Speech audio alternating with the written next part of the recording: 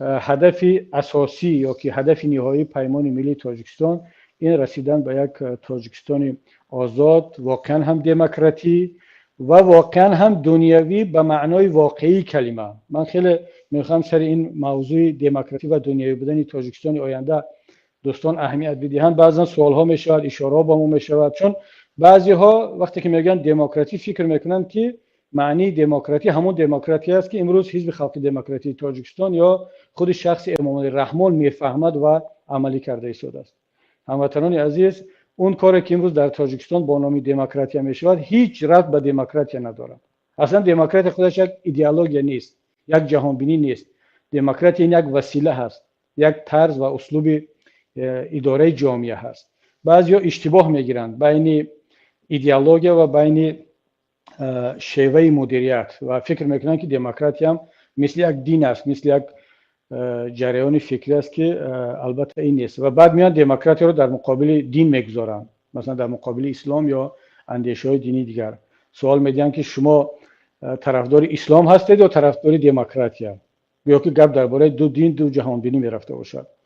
اسلام هم میتواند در دموکراتی وجود داشته باشد و رشد کند، اسلام باز میتواند نمونه دیکتاتوریش هم داشته باشد. همچنین که مسیحیت هم یک زمان در شرایط اروپای عصر میانه دیکتاتوری بود و انکویزیسیون داشت و مصیبت‌های زیاد را بالای ملت ها آورد و باز هم دیدیم که همین مسیحیت، همین احزاب مسیحی اروپایی باز هم با اصول دموکراتی دارن کشورهایشان را مدیریت میکنن. همچنین که گفتیم درباره دموکراسی، دنیویت هم همین گونه است. اون دنیویتی که امروز در تاجیکستان میخوان عملی کنند هیچ ربط به دنیویتی اصلی و واقعی ندارد.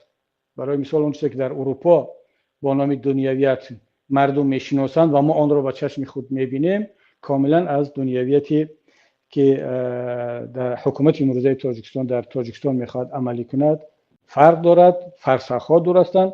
مثل همون است که بعضی گروه‌های تندرو افراطی با نام اسلام عمل میکنن، ضربه هم به اسلام میزنن، ضربه به مسلمانان میزنن و بعضیا فکر میکنن که اسلام همین، یعنی اسلام همین کشتن، غارت کردن، سربریدن، غلام کردن و غیره، در صورتی که اینها هیچ ربطی به اسلام ندارن. و اون چیزی هم که ما امروز در تاجیکستان میبینیم با نام دموکراسی و با نام دنیویت هیچ ربطی به این دو پرینسیپ ندارد. بنابراین همین وقتی که پیمان ملی تاجیکستان میگه که ما طرفدار یک تاجیکستان آزاد، مستقل، دموکراتی و واقعا هم دنیوی هستیم، به معنی آن هست که از تجربه پیشرفته کشورهای دیگری که واقعا هم دموکراتی و دنیوی و مستقل هستند استفاده شود و هدف نهایی پیمان هم همین هست.